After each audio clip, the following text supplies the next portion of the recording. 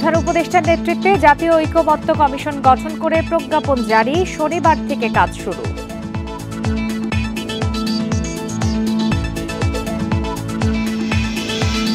জুলাই আগস্টে 848 নেতাকর্মী নিহতের ঘটনায় ট্রাইব্যুনালে অভিযোগ বিএনপির, আসামি শেখ হাসিনা সহ 500।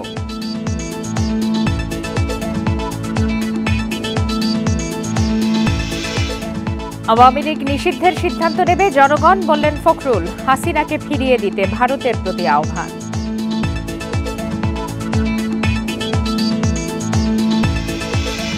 ন্যূনতম সংস্কার, আনুপাতিক পদ্ধতির ভোট সহ 23 প্রস্তাব জামায়াতের। 1 যুগ পর নির্বাচন কমিশনে বৈঠক।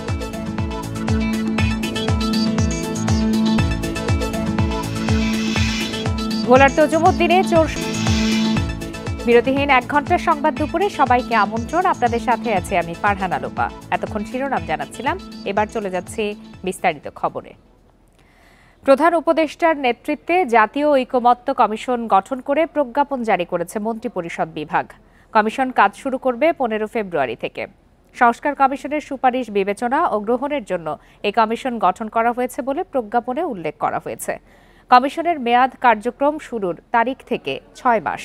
নির্বাচন ব্যবস্থা, পুলিশ, বিচার বিভাগ, জনপ্রশাসন, সংবিধান ও দুর্নীতি দমনে গঠিত সংস্কার কমিশনের সুপারিশ বিবেচনা ও জাতীয় ঐকমত্য গঠনে রাজনৈতিক দল ও শক্তির সঙ্গে আলোচনা করবে। প্রধান উপদেষ্টার কার্যালয় এই কমিশনের সাচিবিক সহায়তা দেবে। জাতীয় ঐকমত্য কমিশনের সভাপতি অন্তর্বর্তী সরকারের প্রধান উপদেষ্টা অধ্যাপক মোহাম্মদ ইউনুস, সহসভাপতি সংবিধান সংস্কার কমিশনের প্রধান অধ্যাপক আলী রিয়াজ, কমিশনের সদস্য জনপ্রশাসন সংস্কার কমিশন প্রধান আব্দুল মুঈদ চৌধুরী, পুলিশ সংস্কার কমিশনের প্রধান সফররাজ হোসেন, নির্বাচন ব্যবস্থা সংস্কার কমিশনের প্রধান বদিউল আলম মজুমদার, বিচার বিভাগ সংস্কার কমিশনের সদস্য বিচারপতি এমদাদুল হক এবং দুর্নীতি দমন কমিশন সংস্কার কমিশনের প্রধান ডক্টর ইফতেখারুজ্জামান।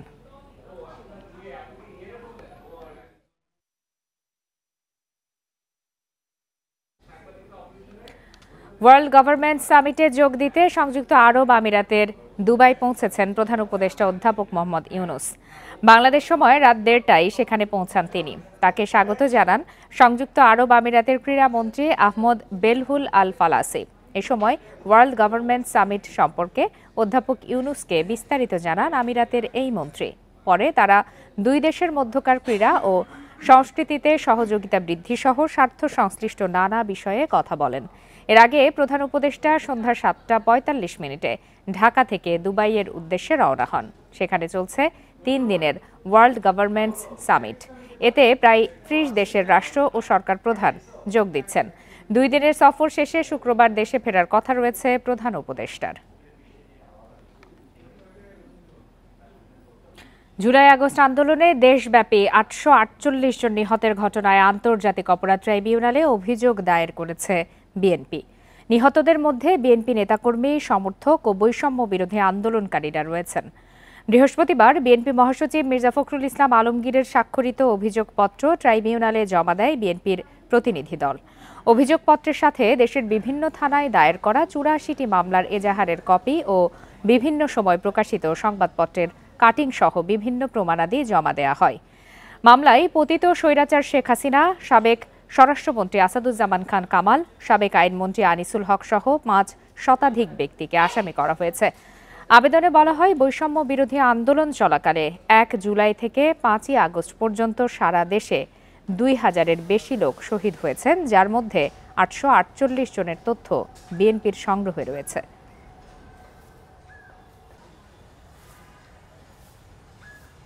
এ পর্যন্ত আমরা 848 জনের তালিকা বিএনপি অফিসে প্রাপ্ত হয়েছি।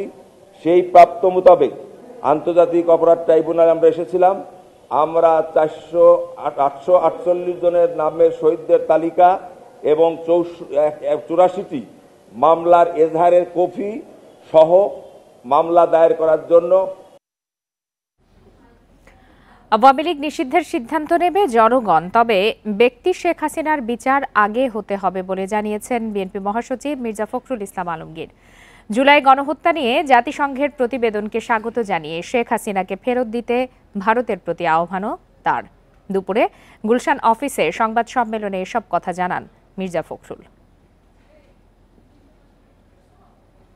ছাত্র জনতার গণ অভ্যুত্থানে পরিবর্তিত রাজনৈতিক প্রেক্ষাপটে বিএনপির সঙ্গে একের পর এক বৈঠকে বসছেন নানা দেশের কূটনীতিক। সে ধারাবাহিকতায় বিএনপি চেয়ারপারসনের গুলশান কার্যালয়ে আসেন যুক্তরাজ্যের ভারপ্রাপ্ত রাষ্ট্রদূত। 1 ঘণ্টার সেই বৈঠক শেষে বিস্তারিত জানান বিএনপি মহাসচিব। রুটিন আলোচনা হয়েছে, যেটা হয় আর কি। এ সময় এক প্রশ্নের জবাবে মির্জা ফখরুল বলেন, আওয়ামী লীগ সরকার ক্ষমতায় থাকতে শেষ মুহূর্ত পর্যন্ত যে জুলুম নির্যাতন চালিয়েছে তার সঠিক চিত্র উঠে এসেছে জাতিসংঘের ফ্যাক্ট ফাইন্ডিং মিশনের প্রতিবেদনে। তারা সঠিকভাবেই বলেছেন যে একজন ব্যক্তি, বিশেষ করে ফ্যাসিস্ট হাসিনার নির্দেশেই সমস্ত হত্যাকাণ্ডগুলো ঘটেছে, যে গণহত্যা হয়েছে তার নির্দেশ হয়েছে, এবং যত মানবাধিকার লঙ্ঘন, হিউম্যান রাইটস ভায়োলেশন যা কিছু হয়েছে সব তারই নির্দেশে এখানে হয়েছে। আওয়ামী লীগ নিষিদ্ধের ইস্যুতে বিএনপি মহাসচিব জানান, ব্যক্তি শেখ হাসিনার বিচার হতে হবে আগেই, আর দলের বিষয়ে সিদ্ধান্ত নেবে জনগণ। তো এটা প্রমাণিত হয়ে গেছে যে হাসিনা একজন ফ্যাসিস্ট এবং তিনি এই দেশের মানুষকে অত্যাচার করেছেন, নির্যাতন করেছেন, গণহত্যা করেছেন। তাকে অবিলম্বে আমরা আজকে এখান থেকে চাইব যে ভারত সরকার তাকে ফেরত দিয়ে বাংলাদেশ সরকারের হাতে দেবে। পাশাপাশি জুলাই আগস্ট গণহত্যায় জড়িত সবার বিচারের দাবিও জানিয়েছে বিএনপি। মাহমুদ শরীফ, ইন্ডিপেন্ডেন্ট নিউজ, ঢাকা। ন্যূনতম সংস্কার, আনুপাতিক নির্বাচন পদ্ধতি সহ 23 দফা প্রস্তাব দিয়েছে জামায়াতে ইসলামী।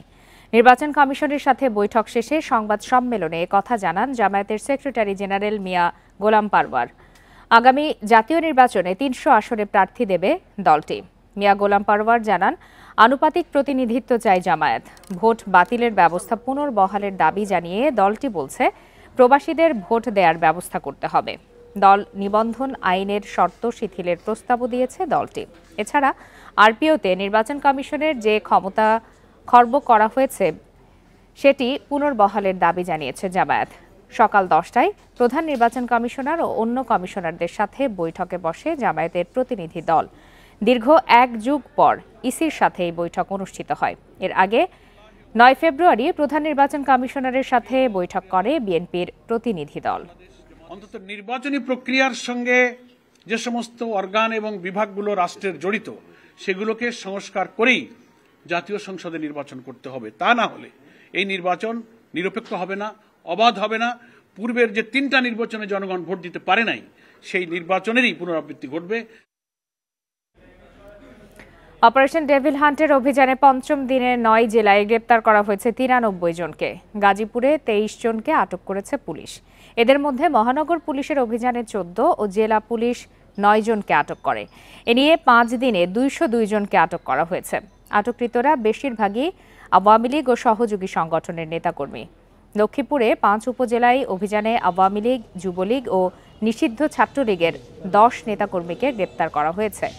ভোরে জেলার বিভিন্ন স্থানে অভিযান চালিয়ে তাদের গ্রেপ্তার করা হয়। গ্রেপ্তারকৃতরা ছাত্র জনতার ওপর হামলা মামলায় আসামি বলে জানিয়েছে পুলিশ।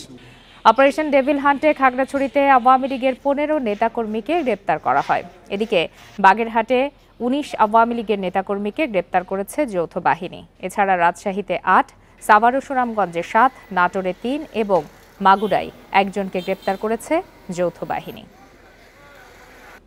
বরিশালের কীর্তনখোলা নদীতে ট্রলারে জ্বালানি তেলের ড্রাম বিস্ফোরণে 4 জন দগ্ধ হয়েছেন। দগ্ধ 4 জনের 80% পুড়ে গেছে বলে জানিয়েছেন চিকিৎসক। বুধবার চাঁদমারির যমুনা অয়েল ডিপো সংলগ্ন এলাকায় এই দুর্ঘটনা ঘটে। স্থানীয়রা জানান, যমুনা পেট্রোল ডিপো থেকে ট্রলারে ড্রাম ভর্তি জ্বালানি তেল ও ব্রয়লার মুরগির খাবার লোড করা হচ্ছিল। এ সময় হঠাৎ বিকট শব্দে তেলের কয়েকটি ব্যারেল বিস্ফোরিত হয়। এতে ধোঁয়ায় আচ্ছন্ন হয়ে যায় ট্রলারটি। খবর পেয়ে ফায়ার সার্ভিসের 4টি ইউনিট আধা ঘন্টার চেষ্টায় আগুন নিয়ন্ত্রণে আনে। এ ঘটনায় ট্রলারে থাকা 6 জনের মধ্যে 4 জন অগ্নিদগ্ধ হয়েছেন। প্রাথমিক চিকিৎসা দিয়ে তাদের ঢাকায় পাঠানো হয়েছে। আহতরা সবাই নোয়াখালীর হাতিয়ার বাসিন্দা। আগুন জ্বলে উঠলো, ঠিক আছে ভাইয়া। তারপর আমি আয়জান কিছুক্ষণ পর নামাজ পড়তে যাবো, ওটা ধরেছি, এর মধ্যে দেখি লোকজন চিল্লি করতেছে। আমরা এটা বিস্তারিত খোঁজখবর নিচ্ছি এবং অধিকতর তদন্ত করতেছি, এর পিছনে কারো কোনো গাফিলতি আছে কিনা। এখন প্রাথমিকভাবে এদের প্রপার চিকিৎসাটা মেনটেন করা, এটার খোঁজখবর নিচ্ছি যাতে তারা সঠিক চিকিৎসাটা পায়। পটুয়াখালীর কলাপাড়ায় কন্টেন্ট নির্মাতা নুরুজ্জামান কাফির বাড়িতে আগুনের ঘটনায় মামলা হয়েছে। বুধবার রাতে কাফি নিজে বাদী হয়ে অজ্ঞাতনামা ব্যক্তিদের আসামি করে থানায় মামলা দায়ের করেন। মামলায় অভিযোগ করা হয়, জুলাই আন্দোলনে সক্রিয় অংশগ্রহণ ও ধানমন্ডি ৩২-এ গুমের আস্তানা ধ্বংসে জনগণের সাথে থাকায় পরিকল্পিতভাবে তার বাড়িতে আগুন দেওয়া হয়েছে। পুলিশ জানিয়েছে, বাড়িতে আগুন দেওয়ার ঘটনায় তদন্ত চলছে। এর আগে মঙ্গলবার রাতে বাড়ির বাইরে থেকে দরজা আটকে দেয়, তারপর দেয়া হয় আগুন। এ সময় অজ্ঞাত অবস্থায় ঘর থেকে বের হয়ে আসেন পরিবারের সদস্যরা। খবর পেয়ে কলাপাড়া ফায়ার সার্ভিসের কর্মীরা ঘটনাস্থলে পৌঁছে 2 ঘন্টার চেষ্টায় আগুন নিয়ন্ত্রণে আনে।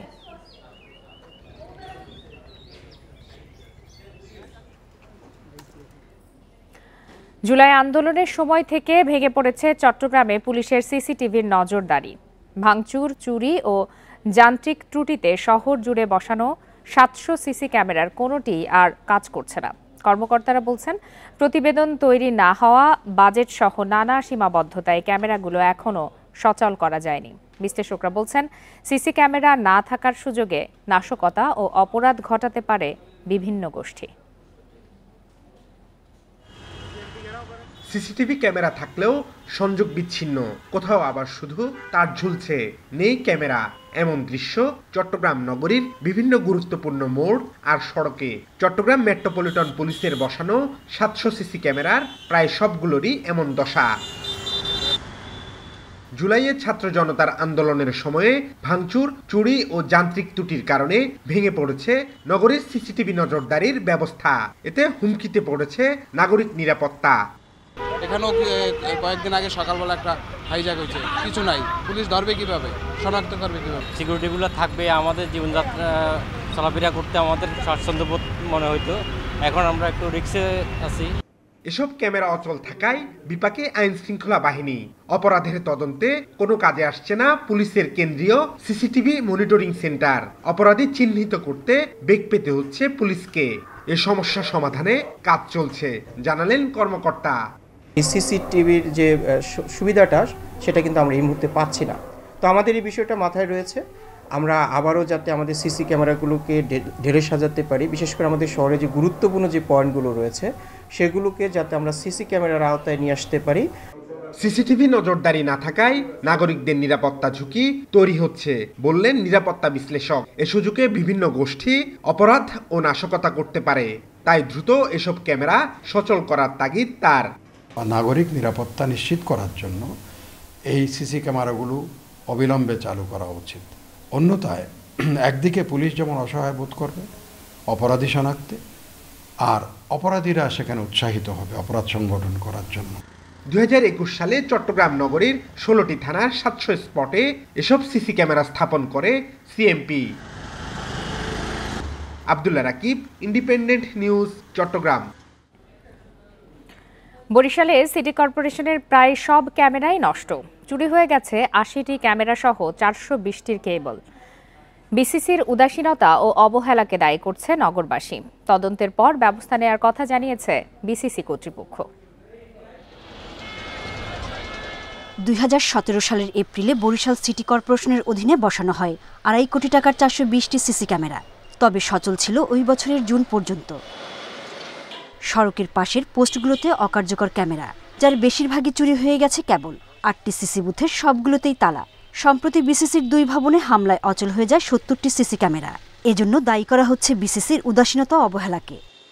যে কোনো একটা জিনিস সেটা সাস্টেইন করতে হলে তার logistic support, man power, operation maintenance সব কিছু এর সাপোর্টিং দেওয়া উচিত, যেটা পরবর্তীতে আর প্রোভাইড করা হয়নি। আর অভিযোগ আছে ক্যামেরাগুলো রক্ষায় কোনো উদ্যোগ নেওয়া হয়নি। এতে নিরাপত্তাহীনতায় ভুগছে নগরবাসী। সিসি ক্যামেরা নষ্ট হয়ে গেছে, তার মেরামত করার কোনো উদ্যোগ নেওয়া নাই, যার কারণে সে বরিশাল সিটি কর্পোরেশনেও আইন শৃঙ্খলার অবনতি ঘটতে আছে। যেভাবে এটা মিসিং হয়েছে, এটা সিটি কর্পোরেশনের উচিত থানায় জিডি এবং প্রশাসন দ্বারা এটা উদ্ঘাটন করা। সিসি ক্যামেরা অকেজো ও চুরি হওয়ার বিষয় কমিটি করেছে বিসিসি। জড়িতদের বিরুদ্ধে নেওয়া হচ্ছে ব্যবস্থা। বহিরাগত বা বাইরের লোকজন ভেঙে ফেলে বা বিভিন্ন আন্দোলন যদি ভাঙাডাঙ্গা হয় তাহলে এটা ভিন্ন জিনিস। তবে আমরা দেখব যে আমাদের অফিসের কোনো কর্মকর্তা কর্মচারী এখানে গাফিলতি যদি আছে কিনা, যদি থাকে তাহলে আমরা অবশ্যই তার ব্যবস্থা নেব। অপরাধ নিয়ন্ত্রণে 2021 সালের 27 জুন থেকে এ পর্যন্ত বরিশাল মেট্রোপলিটন পুলিশ মহানগরীতে স্থাপন করা হয় 400-র বেশি ক্যামেরা। Independent news. বিভিন্ন বাহিনী ও যেসব সরকারি কর্মকর্তার বিরুদ্ধে মানবতা বিরোধী অপরাধের প্রাথমিক তথ্য প্রমাণ পাওয়া যাচ্ছে, আইন অনুযায়ী ও জাতিসংঘের পরামর্শ অনুযায়ী তাদের চাকরি থেকে সাময়িক বহিষ্কারের পদক্ষেপ নেওয়া দরকার বলে মন্তব্য করেছেন আন্তর্জাতিক অপরাধ ট্রাইব্যুনালের চিফ প্রসিকিউটর তাজুল ইসলাম। বৃহস্পতিবার সংবাদ সম্মেলনে এই মন্তব্য করেন তিনি। বলেন, মানবতা বিরোধী অপরাধে বিভিন্ন সংস্থা বা বাহিনীর কর্মকর্তাদের বিচার আন্তর্জাতিক অপরাধ ট্রাইব্যুনাল আইনে করা সম্ভব। যারা বাহিনীর মধ্যে থেকে অপরাধে যুক্ত ছিলেন তাদের বিচারের উপযুক্ত স্থান আন্তর্জাতিক অপরাধ ট্রাইব্যুনাল, কোনো ব্যক্তি বা প্রতিষ্ঠান রাষ্ট্রের ঊর্ধ্বে নয়। তিনি আরও বলেন, দলগতভাবে অপরাধের প্রমাণ পাওয়া গেলে দলের বিরুদ্ধেও পদক্ষেপ গ্রহণের সুযোগ রয়েছে, কিন্তু সেক্ষেত্রে রাষ্ট্রের উদ্যোগের প্রয়োজন আছে। এছাড়া জুলাই আগস্ট আন্দোলনে গণহত্যার বিষয়ে জাতিসংঘের প্রতিবেদনকে আদালতে দলিল হিসাবে ব্যবহার করা হবে বলেও জানান তিনি।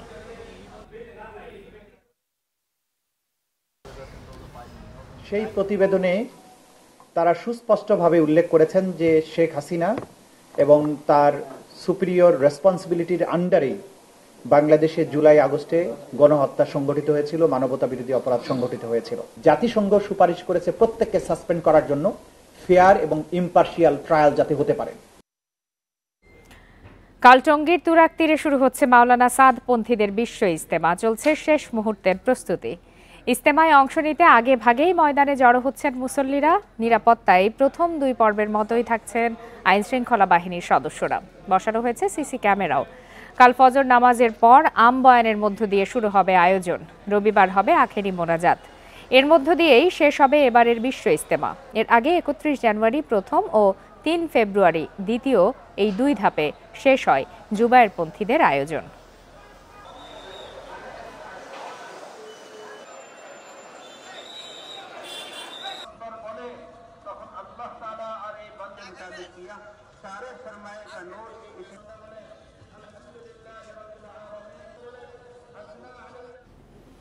ইজতেমা ময়দান থেকে সর্বশেষ তথ্য জানাতে এই মুহূর্তে যোগ দিয়েছেন সহকর্মী আবুল হাসান। সরাসরি চলে যাচ্ছি তার কাছে। আবুল হাসান, এরই মধ্যে মুসল্লিরা আসতে শুরু করেছেন ইজতেমা ময়দানে এবং এই পর্বের মাধ্যমে এবছরের ইজতেমা শেষ হতে চলেছে। মুসল্লিদের প্রতিক্রিয়া কেমন দেখছেন এবং সার্বিক ব্যবস্থাপনা নিয়ে কি বলছেন তারা? তারা বয়ান করবেন এবং এখানে উর্দু এবং আরবি, ফার্সি, এখানে হিন্দির সাথে সাথে এই বয়ানগুলো কিন্তু বাংলাতেও তর্জমা করবে। আপনাকে বলে রেখে যে এবার ইজতেমায় 85টি খিত্তায় এখানে মুসল্লিরা মূল ময়দানে এসে জমায়েত হয়েছেন তাদের নির্ধারিত খিত্তায়, এবং বিদেশি মুসল্লিরও এসেছেন। আমরা যেটি জেনেছি যে সহস্রাধিক বিদেশি মুসল্লি এখানে তাদের যে নিবাস বিদেশি কামরা সেখানে অবস্থান নিয়েছেন এবং তারা ধর্মীয় যে ইবাদত বন্দেগী, জিকির আজকার এগুলো করে কিন্তু এখানে আজকের দিনটি পার করছেন এবং আগামীকালও কিন্তু ধর্মীয় বয়ান হবে এবং রোববার আখিরি মোনাজাতের মাধ্যমে সাদ কান্দুলবির যে অনুসারীদের বিশ্ব ইজতেমা সেটি সম্পন্ন হবে এবং এই ইজতেমাকে ঘিরে যে নিরাপত্তা বলয় সেটি কিন্তু আগের ইজতেমার মতো মানে গত পর্বের মতো রয়েছে এবং এখানে 10,000-এর মতো আইন শৃঙ্খলা বাহিনীর সদস্য এখানে কাজ করছেন। মূল ময়দানকে 5টি সেক্টরে ভাগ করা হয়েছে এবং এখানে পোশাকধারী পুলিশের পাশাপাশি সাদা পোশাকের পুলিশ এখানে কাজ করছে। 16টি ওয়াচ টাওয়ার রয়েছে, 3 শতাধিক সিসিটিভির মাধ্যমে পুরো ময়দানকে কিন্তু এখানে পর্যবেক্ষণের আওতায় আনা হয়েছে। কিছুক্ষণ আগে এখানে গাজীপুর মহানগর পুলিশের কমিশনার সাংবাদিকদের উদ্দেশ্যে ব্রিফিং করেছিলেন। তিনি যেটা বলছেন যে আগের যে ইজতেমা হয়েছে সফলভাবে, এবারও সেই ইজতেমাকে সফল করার জন্য তারা নানা পরিকল্পনা নিয়েছেন এবং তিনি বলছেন যে এখানে যে আইন শৃঙ্খলা বাহিনী রয়েছে তারা তাদের দায়িত্ব পালন করবেন এবং ভিতরে বাইরে পোশাকধারী পুলিশের পাশাপাশি সাদা পোশাকের পুলিশও কাজ করবেন এবং তিনি জোর দিয়ে যেটি বলছেন যে রাস্তায় ঘাটে যেন কোনো মুসলিম অবস্থান করতে না পারেন বা যারা হকার বসতে না পারেন সেই ব্যাপারে তিনি কিন্তু দিক নির্দেশনা দিয়েছেন।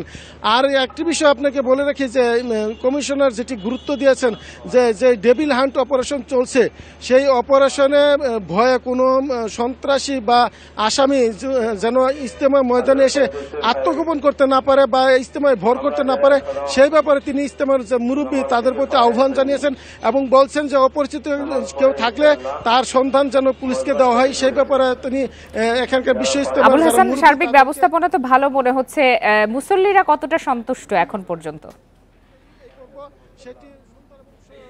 সফলভাবে সম্পন্ন হবে এবং নিরাপত্তায় কোনো ঝামেলা নেই বা কোনো নিরাপত্তা সমস্যা হচ্ছে না বলে এখানে পুলিশ আমাদেরকে জানিয়েছেন এবং মুসলিমদেরকে আশ্বস্ত করছেন যে কোনো ধরনের নিরাপত্তাহীনতা এখানে নেই এবং যদি এ ধরনের কোনো পরিস্থিতি উদ্ভব হয় তাহলে পুলিশ তাৎক্ষণিকভাবে যাতে ব্যবস্থা নিতে পারে সেই ব্যাপারে তারা এখানে প্রস্তুত রয়েছেন বলে পুলিশের পক্ষ থেকে জানানো হয়েছে। এবং যারা মুসলিমরা এসেছিলেন তাদের সঙ্গে কথা বলছিলাম, মুসলিমরা যেটি বলছেন যে এবার যে আয়োজন বিশেষ করে ওযু এবং গোসলের পানি সরবরাহ, স্যানিটেশন ব্যবস্থা এবং সার্বিক যে ব্যবস্থা নেওয়া হয়েছে সার্বিক ব্যবস্থাপনায় তারা সন্তোষ প্রকাশ করেছেন এবং তারা বলছেন যে ইহকালের মুক্তি এবং ইহকালীন এবং পরকালীন মুক্তির আশায় তারা এখানে এসেছেন এবং আল্লাহর নৈকট্য লাভের যে কামনা সেটি কামনা থেকে তারা এখানে ইবাদত বন্দী করছেন এবং তারা বলছেন যে এখান থেকে শিখে পরবর্তীতে তারা এই তাবলীগের যে শিক্ষা সেটি মানুষের মাঝে ছড়িয়ে দিতে চান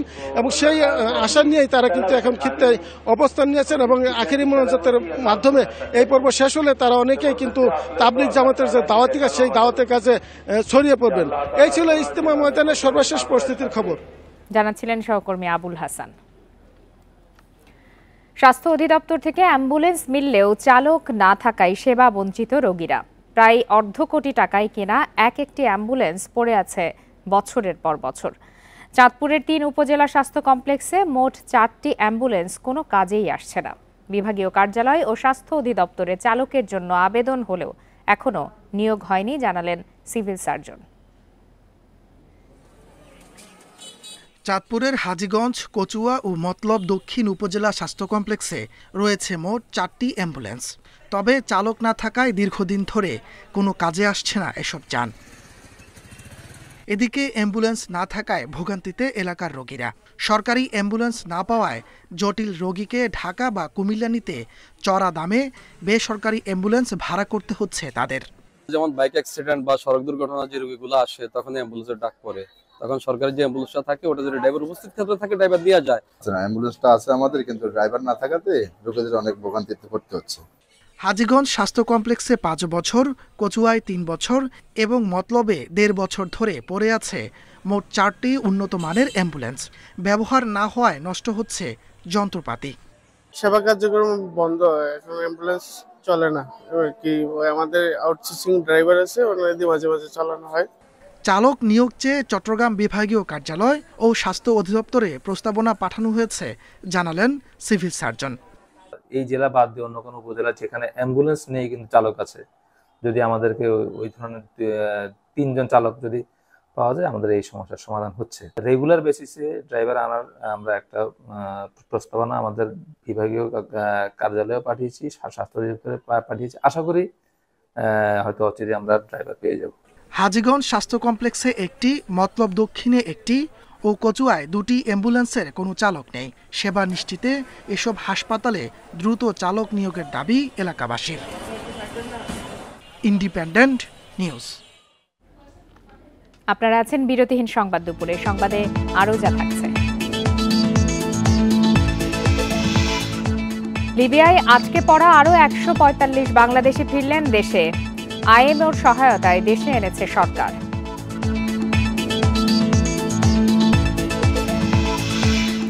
যুক্তরাষ্ট্র সফরে ভারতের প্রধানমন্ত্রী মোদি, মার্কিন প্রেসিডেন্ট ট্রাম্পের সঙ্গে বৈঠক আজ।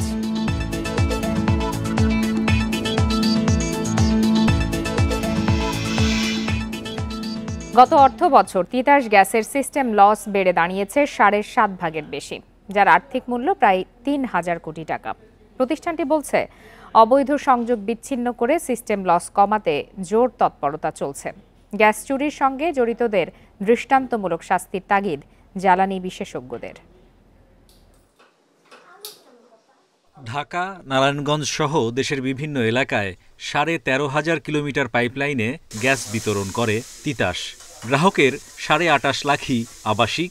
এছাড়া তারা গ্যাস সরবরাহ করে শিল্প, বাণিজ্য, বিদ্যুৎ কেন্দ্র, সার কারখানা ও সিএনজি স্টেশনে।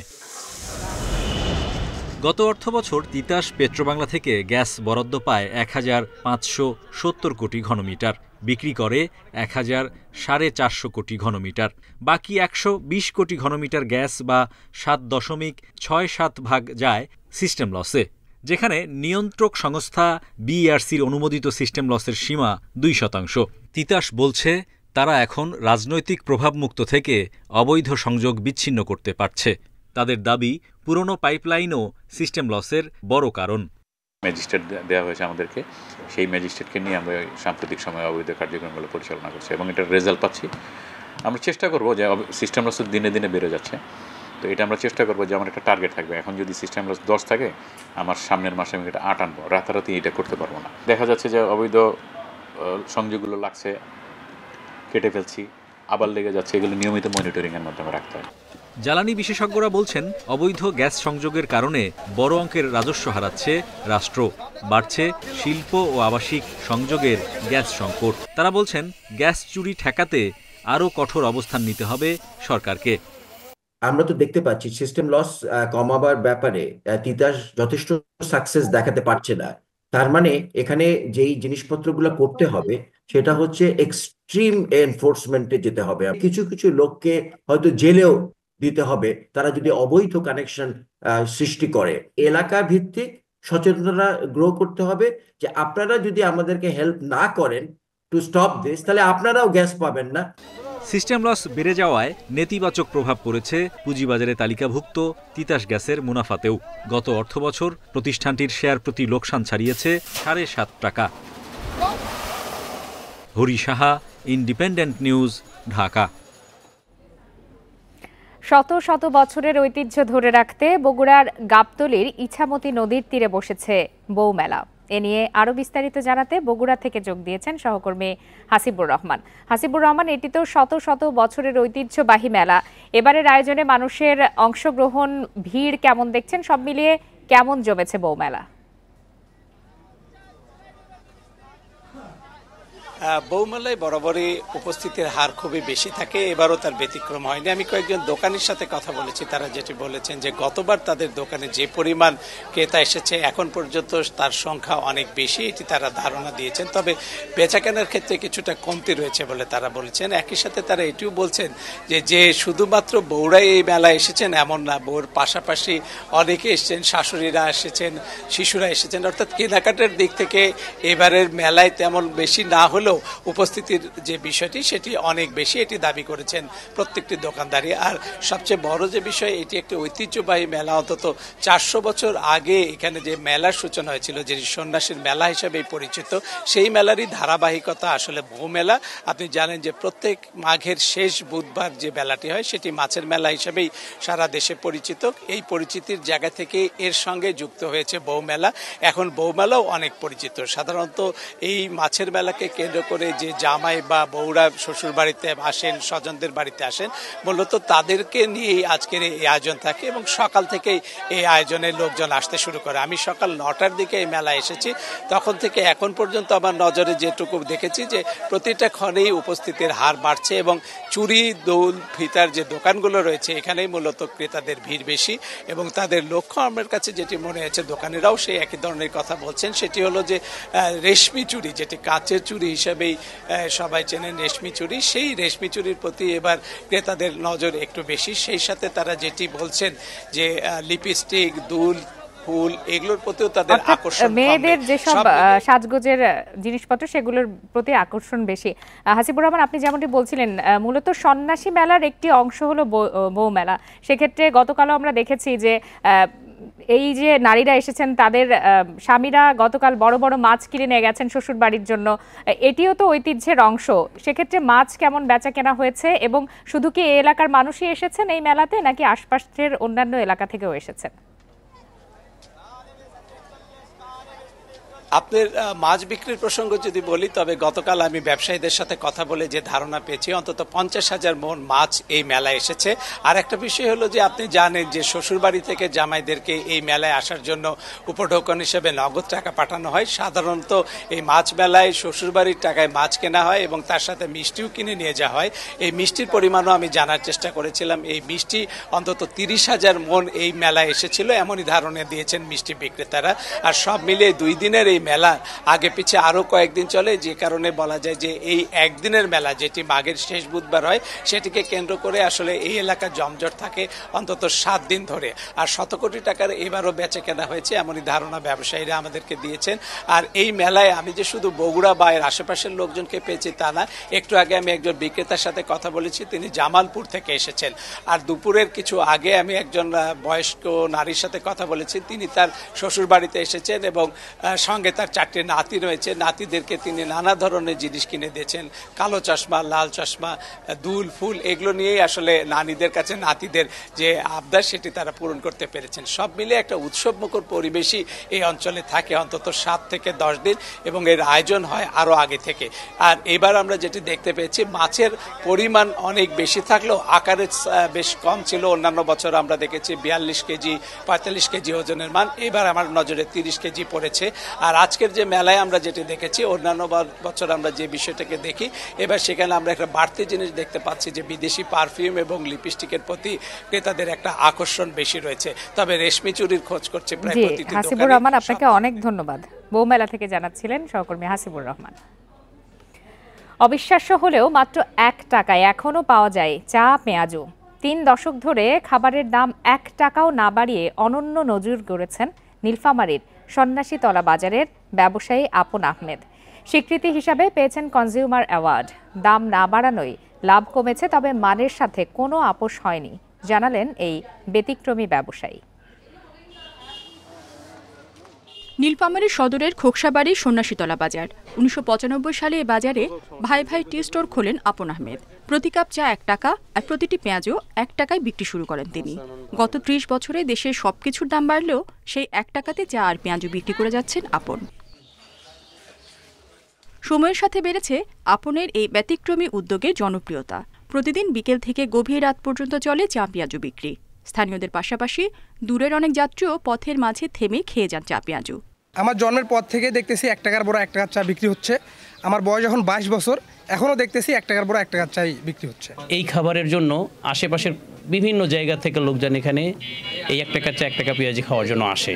এত কম মূল্যে এত ভালো কোয়ালিটি, মানে এত ভালো পরিবেশে ওনারা বিক্রি করে, এটা আমি দেখে এখন অবাক হয়ে গেছি। প্রতিদিন 25 কেজি ডালে 7 থেকে 9,000 টাকার পেঁয়াজও বিক্রি হয়, জানান আপন।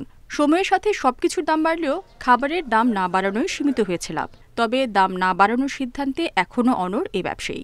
দূর দূরান্ত থেকে লোকজন আসে, তাদের সাথে মিশি, এটাও আমার একটা মনে আনন্দ এবং সবার সাথে কথাবার্তা বলি। এই জন্যে বন্ধ করতে পারতেছি না, চলবে। আমার আশা করি যে এভাবে চালিয়ে আসবো আর কি। আপন আহমেদের চায়ের দোকানের জন্য এলাকার পরিচিতি বেড়েছে, এতে খুশি তার স্বজন ও এলাকাবাসী। আমি স্কুল শেষে আমার বাবাকে এসে সাহায্য করি এবং দূর দূরান্ত থেকে অনেক লোক আসে, তারা আমার বাবার এই পেঁয়াজু খেয়ে অনেক প্রশংসা করে, সেটা আমাকে অনেক ভালো লাগে। আপন আহমেদের এই 1 টাকা চা 1 টাকা পেঁয়াজুর এই দোকানটির জন্য আমাদের নীলফামারীকে সারা বাংলাদেশ ভিন্নভাবে চিনি। 2023 সালে জেলা শ্রেষ্ঠ খাদ্য ব্যবসায়ীর স্বীকৃতি হিসেবে আপন আহমেদ পেয়েছেন council of consumer rights Bangladesh CRB পুরস্কার। Independent news. আন্তর্জাতিক অভিবাসন সংস্থা IMOর সহযোগিতায় লিবিয়ায় আটকে পড়া 145 জন বাংলাদেশি নাগরিককে দেশে ফিরিয়ে আনা হয়েছে বলে জানিয়েছে পররাষ্ট্র মন্ত্রণালয়। সংবাদ বিজ্ঞপ্তিতে এই তথ্য জানায় মন্ত্রণালয়। আটকে পড়ার শতাধিক অনিয়মিত বাংলাদেশি স্বেচ্ছায় লিবিয়ার বেনগাজি থেকে ফেরার আবেদন জানিয়েছিলেন। ভোর 5:30টায় চার্টার্ড ফ্লাইটে দেশে ফিরে আসেন তারা। হযরত শাহজালাল আন্তর্জাতিক বিমানবন্দরে তাদেরকে স্বাগত জানান পররাষ্ট্র মন্ত্রণালয় ও আন্তর্জাতিক অভিবাসন সংস্থার কর্মকর্তারা। দেশে ফেরা বাংলাদেশির বেশিরভাগই সমুদ্রপথে অবৈধভাবে ইউরোপ যাওয়ার জন্য মানব পাচারকারীদের খপ্পরে পড়ে লিবিয়ায় অনুপ্রবেশ করেন। সেখানে তাদের অনেকেই অপহরণ ও নির্যাতনের শিকার হয়েছিলেন।